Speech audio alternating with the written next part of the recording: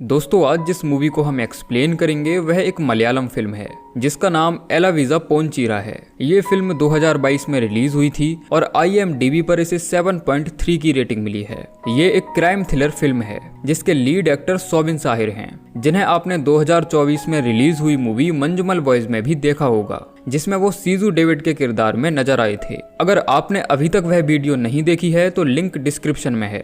तो कहानी की शुरुआत केरल से होती है और हम मधु नाम के एक पुलिस ऑफिसर को देखते हैं जो छुट्टियां खत्म होने के बाद वापस ड्यूटी पर लौट रहा था। दरअसल मधु की पोस्टिंग पोंचीरा के पहाड़ी इलाके में है। इस पहाड़ी पर अक्सर बिजली गिरती रहती है, जिसकी वजह से यहाँ आने वाले टूरिस्ट की जान को खतरा बना रहता है। इसीलिए पेट्रोलिंग पुलिस यहाँ आने वाले विजिटर्स का ध्यान रखती है।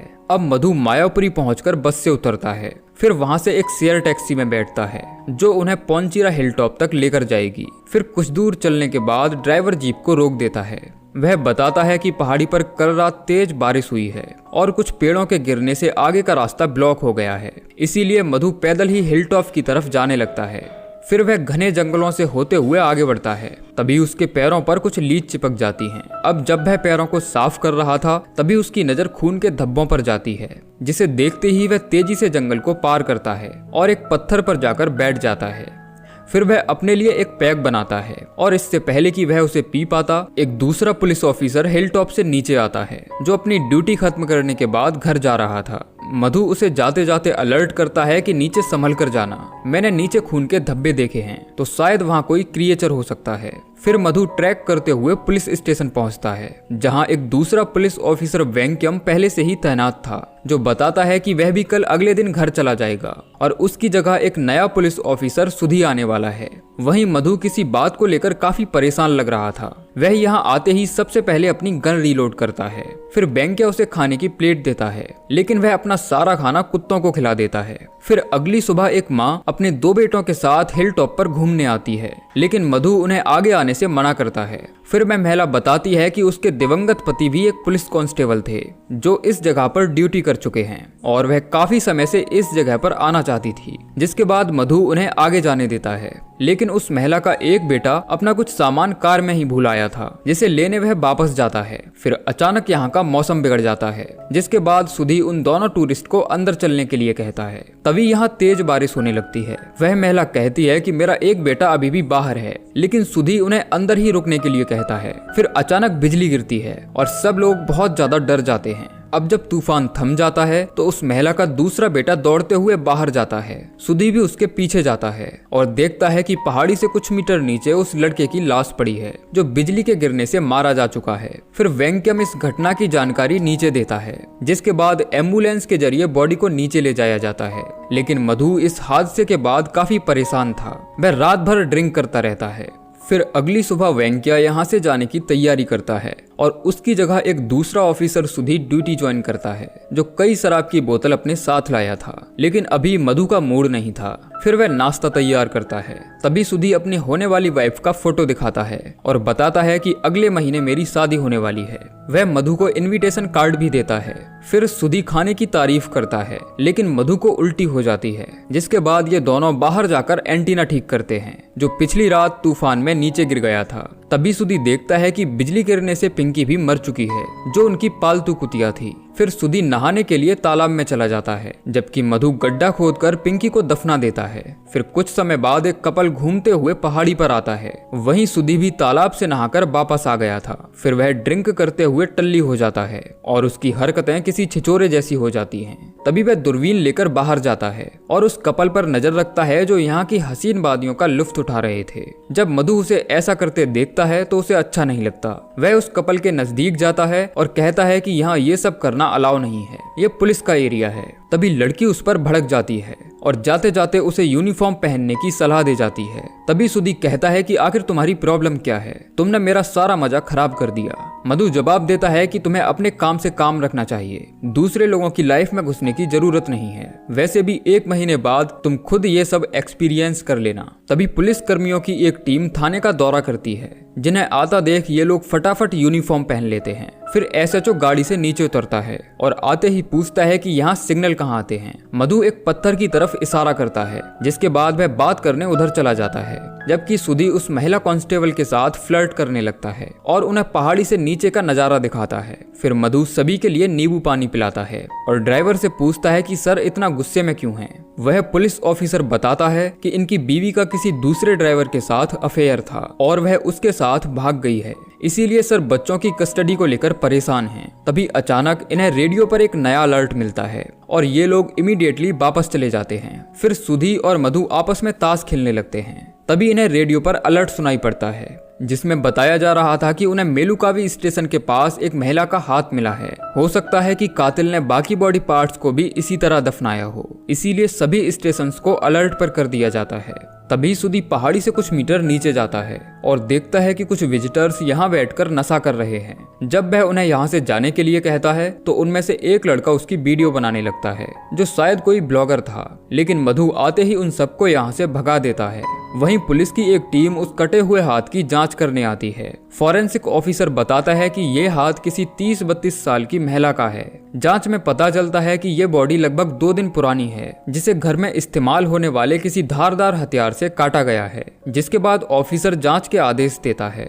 वहीं सुधी जब कुत्तों को खाना खिलाने बाहर जाता है तो देखता है कि उनके पालतू कुत्ते कुछ खोदने की कोशिश कर रहे हैं। फिर वह नजदीक जाता है और देखता है कि गड्ढे के अंदर किसी इंसान का हाथ दबा हुआ है। तभी अचानक मधु पीछे से उस पर गन पॉइंट कर देता है, लेकिन सुधी ऐसे रिएक्ट करता है मानो जैसे कि उसने कुछ देखा ही ना हो और वह उस गड्ढे को फिर से बंद कर देता है। उसी समय एक जीप वहां आ जाती है, जिसमें जनरेटर के लिए डीजल आया था। फिर सुधी वॉशरूम का बहाना करके अंदर चला जाता है, लेकिन अब उसके पसीने छूट रहे थे। उसे डर था कि मधु उसे कहीं मार ना दे।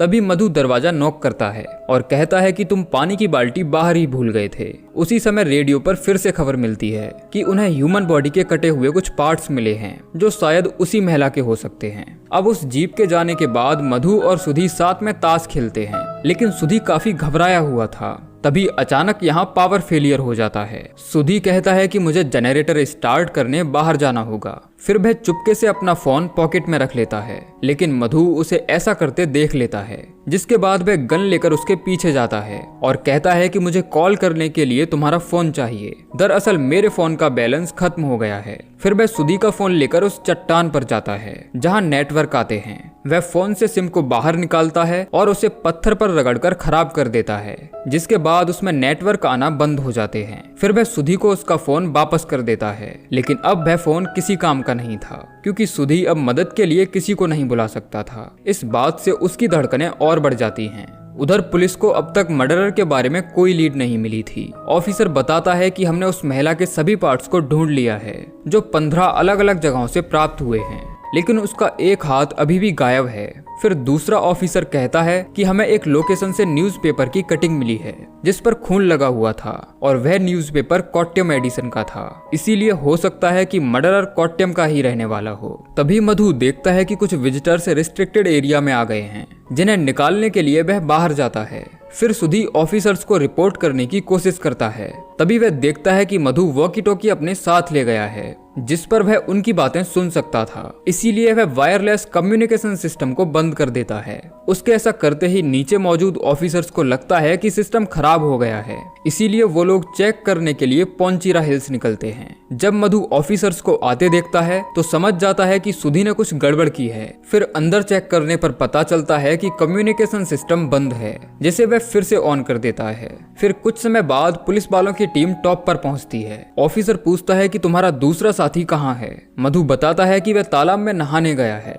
फिर उनके चेक करने पर यहाँ सब कुछ ठीक होता है। तभी एसएचओ टॉयलेट करने बाहर जाता है। मधु भी उसके पीछे जाता है और वह उस ऑफिसर को ये कहकर दूसरी तरफ भेज देता है कि कल वहाँ सांप था, क्योंकि चट्टान के ठीक नीचे उसने सुधी को छिपा रखा था, जिसके हाथ, पैर और मुंह बंधे हुए थे। तभी उन्हें वायरलेस पर खबर मिलती है कि पुलिस को विक्टिम का फोन मिल गया है, जिसके बाद ऑफिसर्स की टीम पहाड़ी से नीचे चली जाती है। फिर मधु गन लेकर नीचे जाता है और सुधी के हाथ पांव खोल देता है, लेकिन सुधी उसे धक्का देकर भागने की कोशिश करता है। उसकी कोशिश थी कि वह किसी तरह टीम तक पहुंच जाए, लेकिन मधु भी इतनी आसानी से उसका पीछा छोड़ने वाला नहीं था। काफी देर पीछा करने के बाद वह उसे पकड़ लेता है, जिसके बाद इन दोनों के बीच फाइट भी होती है, लेकिन मधु उस पर गन पॉइंट कर देता है और सुधी को वापस स्टेशन पर लौटना पड़ता है।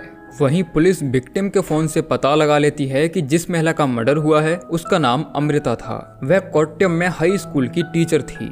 फिर दूसरा ऑफिसर बताता है कि उस महिला के पति का नाम मधु है, जो अभी AR कैंप में पुलिस ऑफिसर है। लगता है उनकी शादी खतरे में है। हालांकि कॉल डिटेल्स चेक करने के लिए हमने फोन को साइबर सेल भेज दिया है। वहीं पोंचीरा कैंप पर तेज बारिश हो रही थी। फिर मधु सुधी से बात करने के लिए उसे टेबल पर बिठा लेता है। साथ ही वह उसे शराब और बिरयानी भी खिलाता है। वह सुधी को बताता है कि तुमने जो गड्ढे में हाथ देखा था वह मेरी पत्नी अमृता का था, लेकिन मैंने उसे नहीं मारा। हालांकि हम दोनों ही अपनी शादीशुदा जिंदगी से खुश नहीं थे, क्योंकि मुझे इरेक्टाइल डिसफंक्शन की बीमारी है।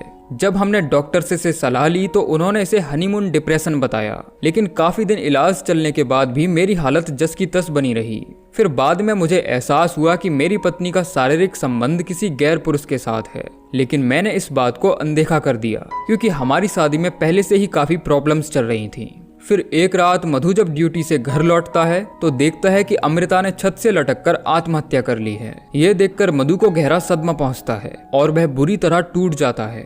तभी उसे अमृता का सुसाइड नोट मिलता है, जिसमें लिखा था कि वह प्रेग्नेंट थी और मधु को धोखा देने की वजह से खुद को गुनहगार मानती थी, इसीलिए उसने अपनी जान ले ली। हालांकि मधु सब जानते हुए भी अपनी पत्नी से बेहद प्यार करता था। उसने कभी अमृता को दोषी नहीं माना, क्योंकि उसे खुश ना रखने के लिए वह खुद को ही दोषी मानता रहा। लेकिन अब उसकी पूरी दुनिया ही तबाह हो चुकी थी। फिर वह अमृता के शव को नीचे उतारता है और उसकी बॉडी को छोटे छोटे हिस्सों में काटकर फ्रिज में रख देता है।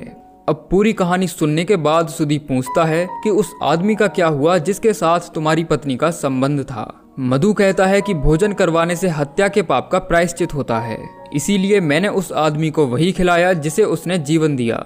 ये सुनते ही सुधी उल्टी करने लगता है, क्योंकि जिसे वह चिकन बिरयानी समझकर खा रहा था वह वो बच्चा था जिसे अमृता जन्म देने वाली थी। यानी कि मधु की पत्नी का जिस आदमी के साथ संबंध था वह कोई और नहीं बल्कि सुधी ही था। उधर पुलिस को अमृता के फोन से सुधी के कॉल रिकॉर्ड्स मिलते हैं, जिनसे पता चलता है कि वो दोनों 4 दिन पहले एक साथ थे। साथ ही उन्हें यह भी पता चलता है कि जहां जहां अमृता के बॉडी पार्ट्स मिले हैं वहां वहां सुधी मौजूद था। पुलिस ने उनकी व्हाट्सएप चैट को भी रिट्रीव कर लिया था, जिसमें उन दोनों के वॉइस मैसेज थे। अमृता ने सुधी को बताया था कि वह 4 महीने की प्रेग्नेंट है और डॉक्टर्स ने एबॉर्शन के लिए मना कर दिया है, लेकिन सुधी ये कहकर पीछा छुड़ा लेता है कि अब उसकी शादी तय हो चुकी है, इसीलिए वह उसके साथ नहीं रह सकता। जिसके बाद अमृता ने खुदकुशी कर ली। अब ये खबर पूरे केरला में हाईलाइट हो जाती है। उधर हम मधु को देखते हैं, जिसने सुधी को लोहे की बाड़ से बांध दिया है। सुधी उसके सामने रोता है और गिड़गिड़ाता है कि प्लीज मुझे माफ कर दो, मुझसे गलती हो गई। लेकिन मधु उसे माफ नहीं करता और वह उसे कैंप के बाहर छोड़कर चला जाता है। वहीं पुलिस की एक टीम सुधी को अरेस्ट करने के लिए पोंचीरा हिल्स निकलती है। तभी वो लोग कैंप के पास बिजली गिरते हुए देखते हैं। उसी समय मधु भागते हुए गाड़ी के पास आता है और घबराते हुए बताता है कि बिजली के गिरने से सुधी की मौत हो चुकी है। फिर ये लोग स्टेशन पहुंचते हैं और देखते हैं कि सुधी मरा पड़ा है। अब अगली सुबह फॉरेंसिक टीम इस बात की पुष्टि करती है कि सुधी की मौत बिजली गिरने से हुई है। तभी एसएचओ की नजर तार में फंसे हुए कपड़े पर जाती है। जब वह ध्यान से देखता है तो ये कपड़ा मधु की शर्ट का था, जिसके बाद उसे मधु पर शक होने लगता है। लेकिन ये ऑफिसर खुद भी इसी तरह की परिस्थितियों से गुजर रहा था। वह जानता था कि अपनी पत्नी को खोने का दुख कैसा होता है, इसीलिए वह मधु का दर्द भी समझ सकता था और उसे वह जाने देता है।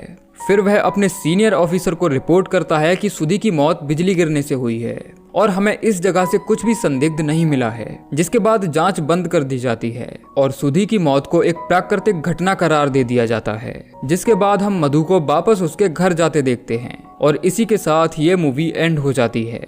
दोस्तों, ये मूवी हमें सिखाती है कि कर्मों का फल अच्छा हो या बुरा हमें मिलता जरूर है।